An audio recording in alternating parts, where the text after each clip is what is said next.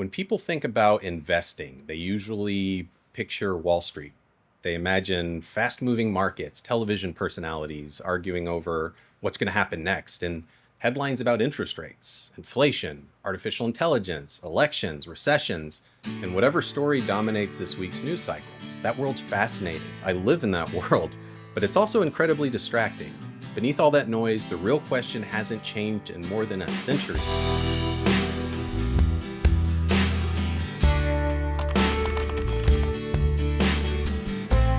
After watching speculation contribute to one of the greatest financial collapses in history, Benjamin Graham asked a question that forever changed investing.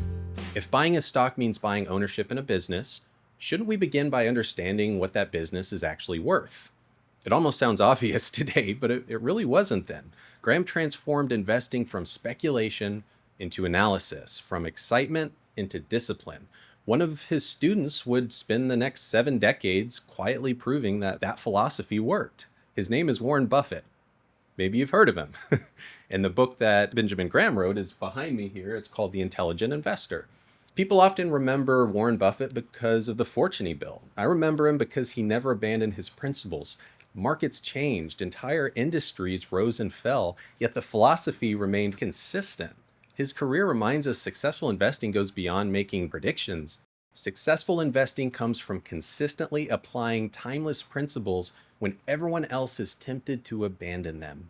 For me, an investment philosophy is simply a framework for making decisions before emotions have the opportunity to make them for us. Every recommendation has to answer 3 questions. Why do we own it? What role does it play? And what problem does it solve? If I can't explain that in plain English, we probably shouldn't be holding that investment. At Yach Advisors, that philosophy rests on several enduring ideas. Quality businesses create long-term value. Over long periods of time, successful investing has generally meant owning businesses that consistently create value and adapt as the world changes. Rather than chasing whatever's popular today, I'd rather own companies that are capable of enduring many different economic environments. That doesn't mean we don't have a mix of all major sectors, but it does mean that when choosing between 2 different investments, it's important to understand whether one investment is going to weather the storm better than another. Another principle is diversification is a strength, not a compromise. No one knows with certainty which company, which sector, or what country will outperform over the next decade. Diversification is an acknowledgement of humility. Instead of betting everything on one prediction, we can build portfolios that help succeed across a wide range of possible futures. I'd rather be prepared than be perfectly right. I might not be the one that performed at the very top of the market, but I also don't risk being the one that performs at the very bottom. Chasing returns is not a great investment strategy. Asset allocation matters more than stock picking. Financial media tends to focus on individual stocks because they're exciting.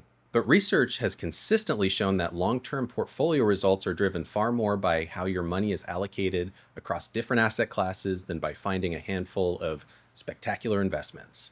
In other words, deciding how much to own in stocks, bonds, cash, and other investments usually has a much greater impact than trying to pick tomorrow's biggest winner.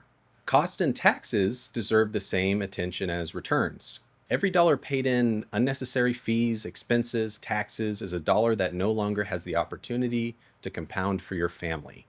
We don't control what markets do this year, next year, but we can often make thoughtful decisions about implementation, expenses, and tax efficiency. Those may not make headlines, but over a decade, they can have a meaningful impact on long-term wealth. And lastly, patience and discipline remains the greatest competitive advantages an investor can have. Markets have always rewarded people who stay invested through uncertainty. Yet that's often the hardest thing to do. Fear tells us to sell when prices fall. Greed tells us to take unnecessary risks when the markets are soaring. A disciplined investment philosophy exists to help us make thoughtful decisions before emotions can take over. In the end, successful investing is about controlling the controllable. What you do, what you don't do during times of heightened uncertainty can make all the difference decades later.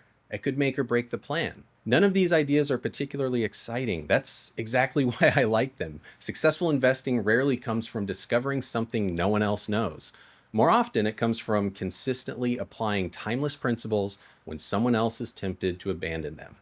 Warren Buffett put it simply, The stock market is a device for transferring money from the impatient to the patient. The stonemason laying a cathedral in the year 1250 knew he'd never see it finished. He still laid the stones perfectly. He knew that while he wouldn't be around to enjoy the finished product, he was confident that the future generations would. The Bengali poet Rabindranath Tagore said it best: "The one who plants trees, knowing that he will never sit in their shade, has at least started to understand the meaning of life." I believe investing implores us to think the same way. Much of what we're doing today is for a vision of yourself or your children that you haven't met yet. That's a powerful way to reframe why we invest. Every generation believes the world has fundamentally changed. Sometimes it has, but human nature rarely does. People still become fearful, people still become greedy, markets still reward patience over long periods of time, and families still need guidance through uncertainty. And that's the philosophy behind Yach Advisors. It's not revolutionary. In many ways, that's exactly the point. Some ideas endure because they've already been tested by generations before us. The headlines will continue to change, but the principles remain the same. And when your financial life is built on enduring principles instead of passing predictions, you gain something that's difficult to measure: confidence. And whether you ever become a client of Yach Advisors or not, I hope you'll leave with one simple idea. The purpose of investing isn't to react to every headline, it's to thoughtfully build a life that's strong enough to outlast them. Thanks for joining. I hope you'll reach out, and I look forward to the road ahead.